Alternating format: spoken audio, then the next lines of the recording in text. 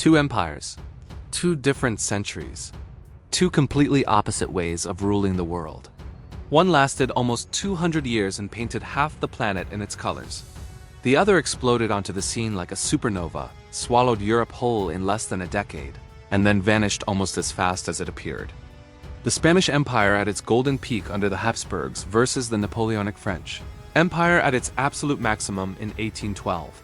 Same ambition, same hunger for glory, but wildly different weapons, wildly different results, and wildly different scars they left on history. This isn't a battle that ever happened on a battlefield. It's bigger than that. It's a straight-up clash of legacies. Let's start with the old Titan. By the late 1500s, Spain wasn't just a country. It was the first truly global superpower. When Philip II sat on the throne, his domains stretched from Manila in the Pacific to Mexico, Peru, Florida, chunks of Italy, the Netherlands, and huge slices of Africa. Roughly 30 million square kilometers of territory larger than the Roman Empire at its height, and 4 times the size of anything Napoleon would ever control directly. Spanish galleons ruled the oceans. The Silver Mountain of Potosí in Bolivia alone pumped out 16,000 tons of silver over 2 centuries, enough to fund endless European wars and trigger inflation across the entire continent.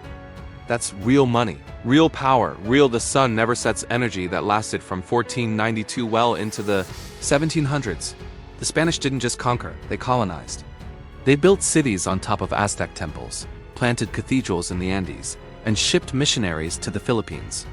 Today, more than 500 million people speak Spanish as their first language because of decisions made in Madrid 5 centuries ago. Cervantes wrote Don Quixote while Spanish treasure fleets were still crossing the Atlantic. Velázquez painted masterpieces while the Tercios, those terrifying pike and musket squares, were crushing armies in Italy and Germany. This wasn't a flash in the pan. This was a civilization-level flex that rewrote religion, language, and bloodlines across 4 continents. Now fast forward 200 years. A 26-year-old Corsican artillery officer stages a coup in 1799, crowns himself emperor in 1804, and by 1812 has turned France into the dominant force from Lisbon to Moscow. At its height, the Napoleonic Empire directly controlled about 750,000 square kilometers and pulled the strings on another 1.5 million through puppet kingdoms and terrified allies. Roughly 90 million people, almost half of Europe's population, lived under laws written in Paris. Napoleon dissolved the 1,000-year-old Holy Roman Empire with a pen stroke, put his brothers on thrones in Spain, Holland, and Westphalia, and forced the Pope himself to come crown him, only to snatch the crown and do it himself because why not? His armies won more than 50 major battles in 15 years.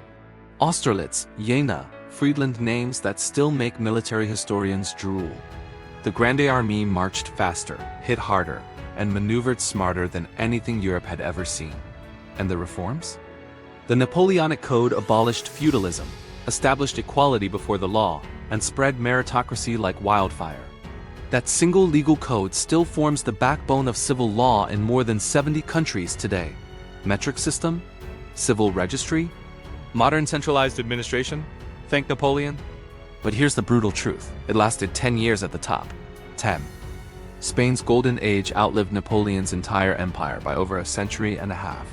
Spain bled out, slowly bankrupted by endless wars, drained by Dutch rebels, English privateers, and its own inflation. Napoleon bled out in 18 months. Russia 1812 took 500,000 men into the snow and brought maybe 40,000 back.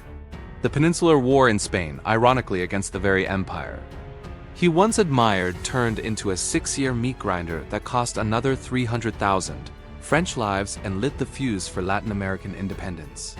By 1814, Paris was occupied, Napoleon was on Elba, and a year later Waterloo finished the story. So who really wins this clash? Raw size and longevity. Spain, no contest. They held the world longer than anyone before the British. Cultural footprint? Spanish is the second most spoken native language on Earth. Catholicism in Latin America. Filipino surnames, Argentine tango. Spain's DNA is everywhere. But transformative speed and ideas that actually birthed the modern world? Napoleon. He redrew borders, smashed feudalism, and planted the seeds of nationalism that created modern Germany, Italy, and half the nation-states we know today. The Europe that emerged from his wars looks nothing like the one he found.